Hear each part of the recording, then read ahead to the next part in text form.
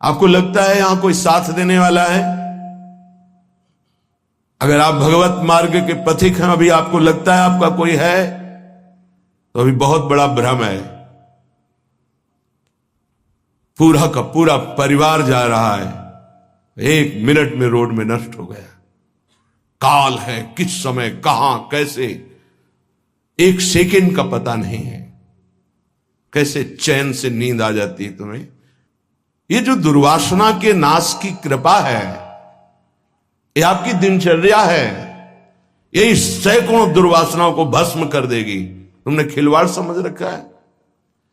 चाहे गृहस्थ हो या विरक्त हो, तुम्हें जो दिनचर्या मिली है, ये दुर्वासनाओं का नाश करने के लिए श्री कृष्ण ने कृपा करके दी है गुरुजनों के द्वारा। इसको खिलवाड़ न समझो। प्रभु का प्रिय, गुरु का प्रिय वही होता है जो दिनचर्या में मिनट भर विलंब नहीं करता। ये गुरु कृपा है कि आपको डांट लगती है, आपको वचन सुनने को मिलते हैं, आप उसको स्वीकार कीजिए।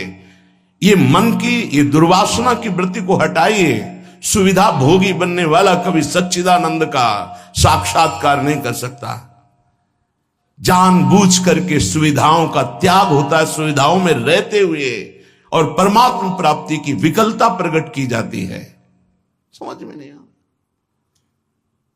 राग द्वेष की वृत्तियां, शरीर विलासिता की वृत्तियां, खाने पीने की वृत्तियां, सुख भोगने की वृत्तियां कितने दिन चलेंगी? मरना है, मरोगे। ये शरीर नाशवान, आज नहीं तो कल मरोगे। प्रार्थना मान लीजिए। तपलोक और महालोक, जनलोक में सब सिद्ध जन निवास कर रहे हैं, जो सृष्टि में प्रकट होते हैं और सृष्टि के बाद लय होते हैं। उनको एक बात का दुख पाया गया, संतों को, कि इस महान मानव देह में आकर के भी तुम भगवत प्राप्ति से वंचित हो।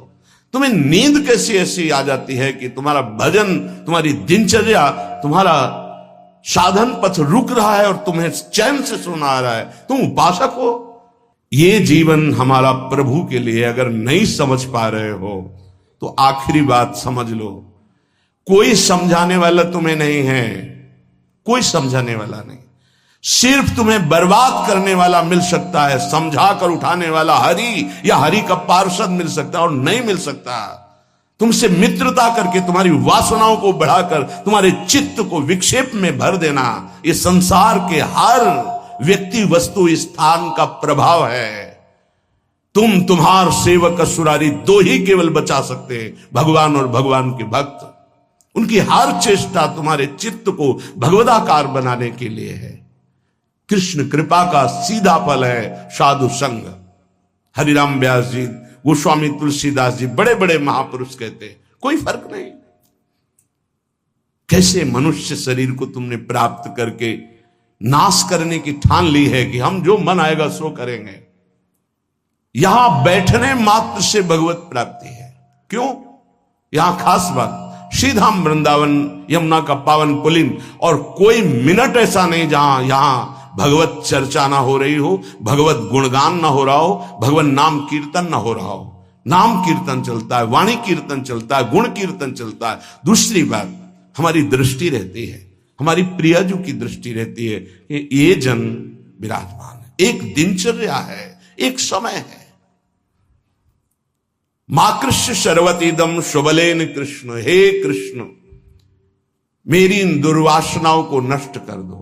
फिर प्रार्थना करता हूं सब उपासक उपासिकाओं से, गृहस्थ विरक्तों से, यदि आप हमारी श्री जी से जुड़े हैं तो आज्ञा पर ध्यान दीजिए। अगर आज्ञा पर ध्यान नहीं देते तो माया तुम पर ध्यान रख देगी, और उसके ध्यान रखने का मतलब है बैठे बैठे जलोगे, जैसे अंगार पर जला जाता है ऐसे जलोगे।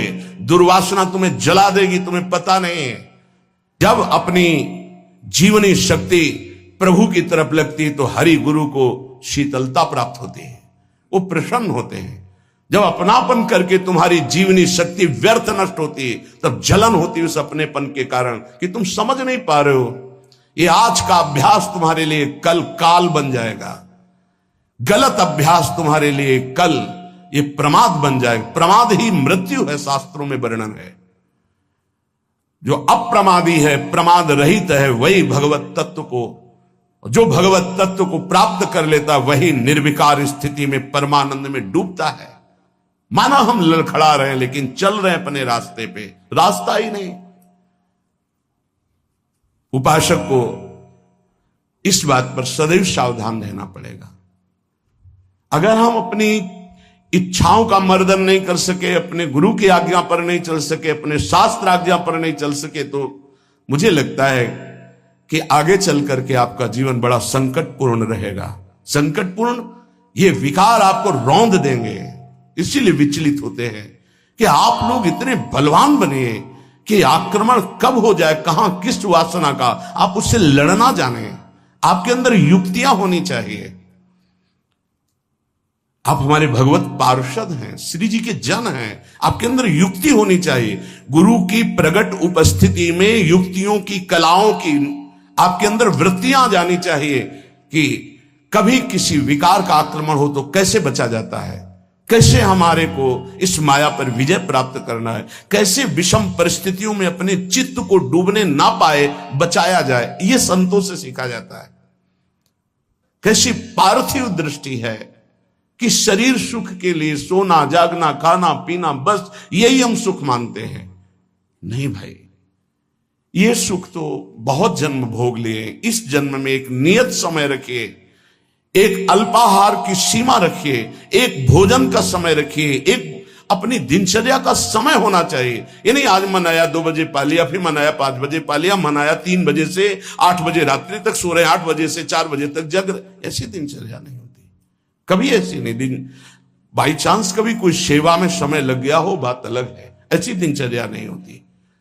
पक्का मानिए, आपका हित इसी में है कि जो दिनचर्या दी जाए उसका पालन कीजिए। हमारा सत्संग तभी लाभ देगा आपको, हमारा एकांतिक वचन तभी लाभ देगा आपको जब हमारी आप आज्ञा पर चलेंगे। जैसी दिनचर्या बना दी है, ये दिनचर्या जानते हो, बड़े बड़े सिद्ध महापुरुष इसी से हुए, दिनचर्या से। 1 मिनट का अंतराय कभी जीवन में नहीं पड़ने दिया अपनी दिनचर्या। वही परिपक्व अवस्था। 12 वर्ष एक दिनचर्या कर लीजिए, आप देखिए आपका क्या स्वभाव बनता है। हाँ, 20-20 वर्ष, 25-25 वर्ष व्यतीत हो जा रहे हैं, कोई दिव्यता नहीं आ रही। कारण क्या है? खो रहे हैं, जीवन को खो रहे हैं। बिल्कुल, कई बार हम चिल्ला चिल्ला कर कहते हैं कि आप समझिए, ये जो दिनचर्या है ये भगवान का स्वरूप है। जो गुरु प्रदत्त दिनचर्या है वही तुम्हें ब्रह्मबोध कराएगी, वही भगवत प्रेम कराएगी। नहीं, ये वासना बहुत बलवान है। पता नहीं चलता कि हम निर्वासनिक हो गए कि वासना युक्त है। एक योगी जी आए थे महान, वो अभी गए हैं तप के लिए, वो जहां बर्फ के भगवान का स्वरूप, हाँ, अमरनाथ शायद ऐसे हो गए। वो बोल रहे थे कि क्या है कि इतनी साधना पर भी वासना, क्या ये प्रारब्ध है? प्रारब्ध से वासना भोग उपस्थित कर सकती, क्रिया नहीं। क्रिया उपासक स्वयं छूट दे करके करता है। कोई भी भोग सामग्री प्रारब्ध से, विश्व की भोग सामग्री आ सकती है पूर्व प्रारब्ध से, लेकिन उसका संयोग आपके अविवेक और विवेक के ऊपर टिका हुआ है। अविवेकी हो तो संयोग करोगे, विवेकी हो तो बचा लो। नहीं तो प्रारब्ध भोगते भोगते पशुता आ जाएगी, दैवी संपत्ति नहीं आएगी। प्रारब्ध का आना हो सकता है, लेकिन प्रारब्ध हमको उस भोग में लिप्त कर दे, ये अज्ञान हो सकता है। ये प्रारब्ध नहीं है कि आप मनमानी आचरण करते रहे, आप मनमानी। कितना दुलार किया जाएगा, कब तक दुलार किया जाएगा? भगवान इतना दुलार करके मानव देह दिए, कहते भगवान कहां है? कैसी विचित्र भगवान की माया है। गोस्वामी श्री तुलसीदास जी महाराज कहते हैं, तू तो पछितई है मन में जी हाथ। अभी समय है, समय है। सबसे बड़ा पछतावा क्या? भगवान का साक्षात्कार नहीं हुआ और शरीर छूट रहा है। ऐसे साक्षात्कार होगा? केवल भगवदाकार वृत्ति से भगवत साक्षात्कार होता है, उसी के लिए सारा प्रयास है। सबसे बड़ा डर क्या? प्रभु का नाम ना छूट जाए, सबसे बड़ा डर। जिसने इस बात को समझ लिया वो जीत गया। सबसे बड़ा पछतावा क्या, बिना प्रभु से मिले जा रहे हैं, यहां से मृत्यु लेख से बिना भगवत साक्षात्कार किए जा रहे, बड़ा पछतावा। सबसे बड़ी भयंकर डरावनी बात है कि प्रभु को भूल गए। का हनुमंत विपत्ति प्रभु सोई, ये दो बातें कभी जीवन में चिंतन किया इनका?